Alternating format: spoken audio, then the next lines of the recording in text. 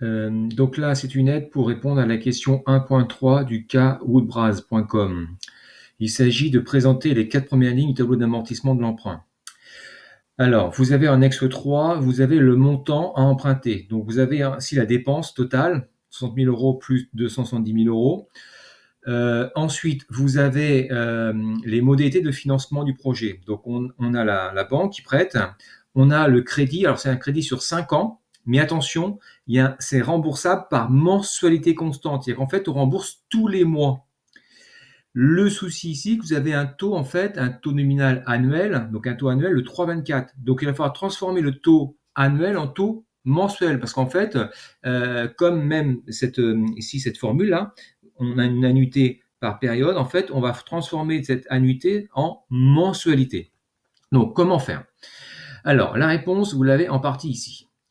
Le montant emprunté. Alors, la dépense, c'est 60 000 euros plus 270 000 euros, donc ce que je disais à l'instant, mais en fait, on a 20% d'autofinancement. Donc, l'emprunt réel auprès de la banque, ça va être 80% du montant que l'on va devoir acheter.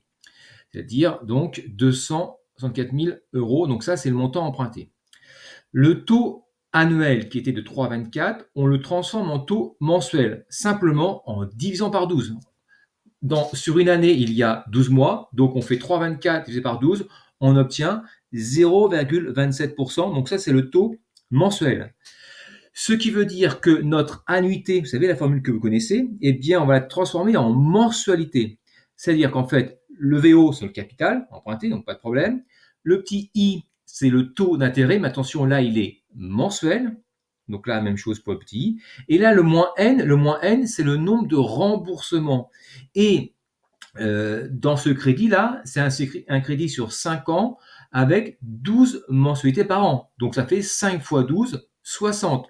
Donc ce qui donne comme formule, donc le capital emprunté, donc la valeur, le montant emprunté, avec le petit taux qui est un taux mensuel, donc 0,27 divisé par 100, donc ça fait 0,0027, sur 1 moins 1,0027 puissance moins 60, ce qui donne une mensualité, donc une somme à payer tous les mois de 4 771,94. Donc le tableau à compléter, eh bien ça va être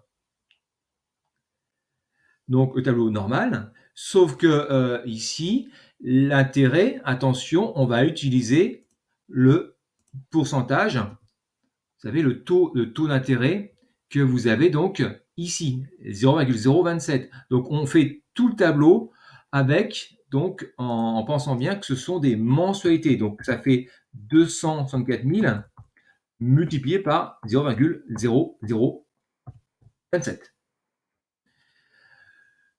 La mensualité, ben, on l'a calculée, donc là ça fait égal. La mensualité, on l'a calculée juste avant, et donc par différence, on fait mensualité moins intérêt, on trouve amortissement. Et le capital restant dû, bien ça fait 264 000 moins l'amortissement, 4 059,14, on trouve 259 940,86 que l'on reporte en montant restant dû donc au début du mois de juillet. Attention, là ce sont des mois. Et donc là, on rebelote, on repart avec 259 940,86 multiplié par 0,027.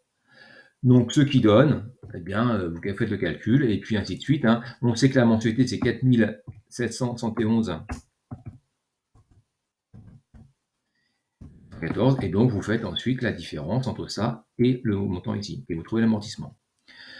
Voilà. Donc attention, hein, ici, on transforme bien la formule annuité en mensualité, donc en modifiant le taux annuel qui devient taux mensuel, et le petit n qui devient le nombre de remboursements. Comme ici, on a 5 ans de crédit, x 12, ça fait 60 remboursements.